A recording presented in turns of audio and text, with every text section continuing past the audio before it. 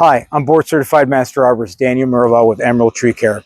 If you're looking at this video, more than likely it was because you were at the Discovery Days event at the Morton Arboretum and you saw us perform what we called root collar excavation.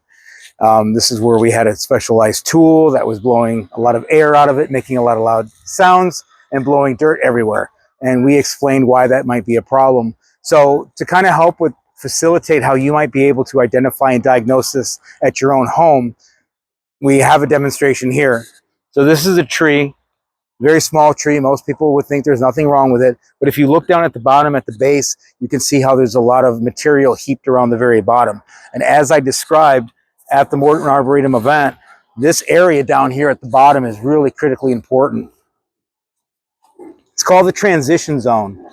And it's the area between where the trunk of the tree starts its root system that goes into the ground.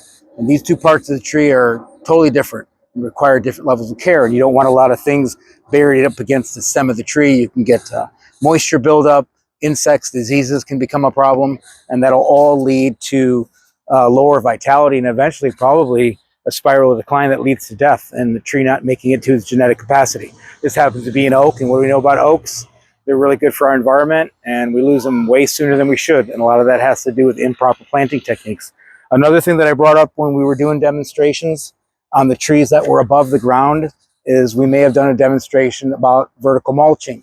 If you planted a new tree within, like, say, the last 3-5 years, more than likely the roots of that tree's root ball have, or if it came in a pot, have extended beyond that area and have gone out into the hole where the ground was disturbed, and now we're starting to have an interface challenge with getting into the actual natural parent soil, where they kind of have to stretch their roots and get out of their hole.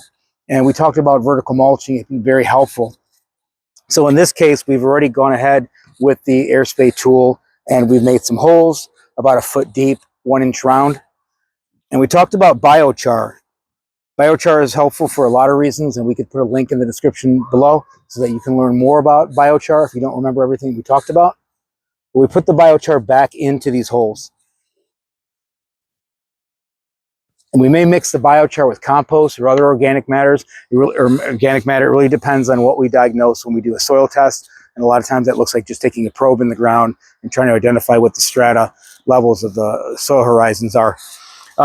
Lastly, the way we would finish this project is we'd use that tool, the Air Spade that you saw us demonstrating at the Arboretum event, and we would continue to remove all this excess material, get it to the right grade. If there were any roots that were not going in proper directions or about to strangle the tree or currently strangling the tree, we would actually cut those, remove those, sever those, some method to mitigate the challenge of a girdling root that puts constriction on the trunk of the tree, which then leads to a lack in the tree's ability to transport nutrients and water up and down throughout the tree. If you have any other questions, you know how to reach out to us. The information's right on the screens behind us. I hope our demonstration was helpful, and I hope this diagnostic tool is helpful for you. Thanks.